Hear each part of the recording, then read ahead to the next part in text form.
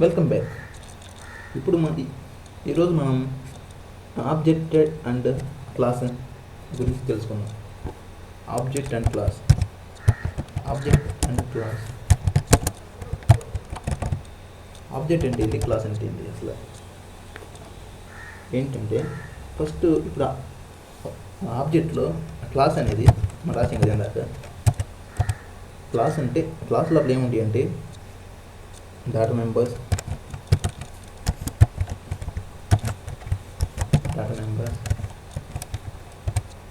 Methods, constructors,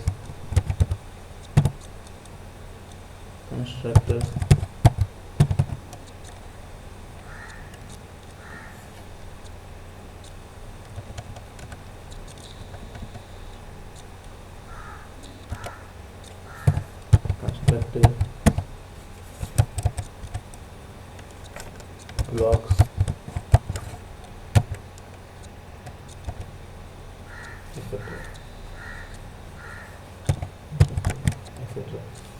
చూసారు. అంటే ఒక క్లాస్లో ఇవన్నీ ఉంటాయి. ఇవన్నీ దీంట్లో ఉంటాయి క్లాస్లో. డేటా మెంబర్స్ ఏంటంటే డేటా మెంబర్స్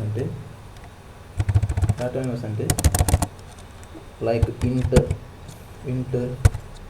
స్ట్రింగ్,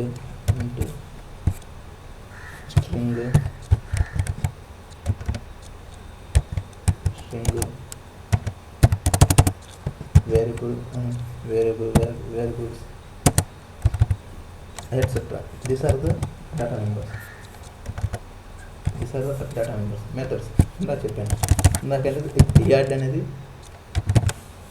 ఒక మెథడ్ ఎప్పుడైనా బ్రాకెట్స్ దీంతో అసైన్ చేస్తే అది ఆటోమేటిక్ మెథడ్.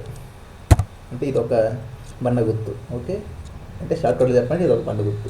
యాడ్ అనేది ఇందాక మళ్ళీ రాసాం కదా, అంటే ప్రీవియస్ ప్రోగ్రామ్ మళ్ళీ రాసాం కాబట్టి దాంట్లో మళ్ళీ అనేది దిస్ ఇస్ ఒక method.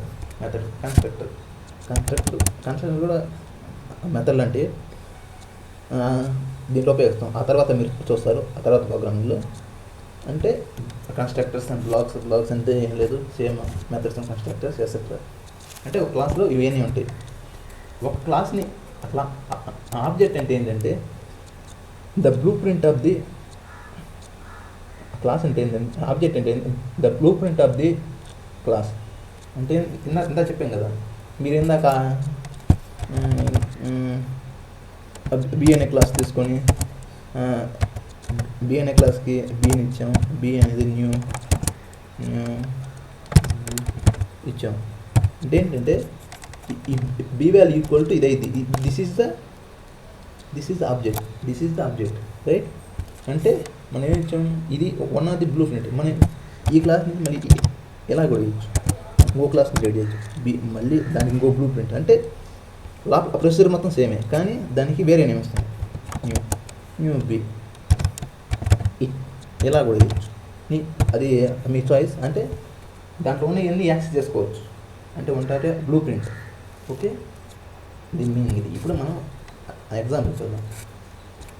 This is example, right? ఇందాక రాసాను కాబట్టి ఈ ఎగ్జాంపుల్ ఇది ఆబ్జెక్ట్. ఈ ఆబ్జెక్ట్ అనేది దీంట్లో మనం చూడండి, ఇక్కడ రెండుసార్లు రాసాం. ఈ బీని రెండుసార్లు రాసాం, కానీ యాక్సెస్ అవుతుంది. అంటే ఏంటంటే ఓన్లీ ఇది అంటే పర్మిషన్ ఓన్లీ. బ్లూ ప్రింట్ అంటే ఆటోమేటిక్గా ఆ క్లాస్ ఏం చేసింది అని దీంట్లో సేవ్ అయింది. ఆ క్లాసులు ఇవన్నీ మొత్తం ఈ యాక్సెస్లో ఈ బీలో సేవ్ అవుతుంది.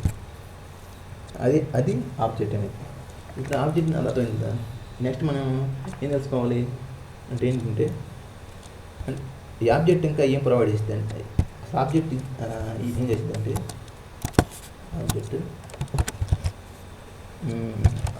గురించి తెలుసుకుందాం. ఆబ్జెక్ట్ స్టేట్ అంటే ఏంటి? It represent the data of the object. Object యొక్క డేటా మొత్తాన్ని మనం గ్యాదర్ చేసుకోవచ్చు. Behaviour also.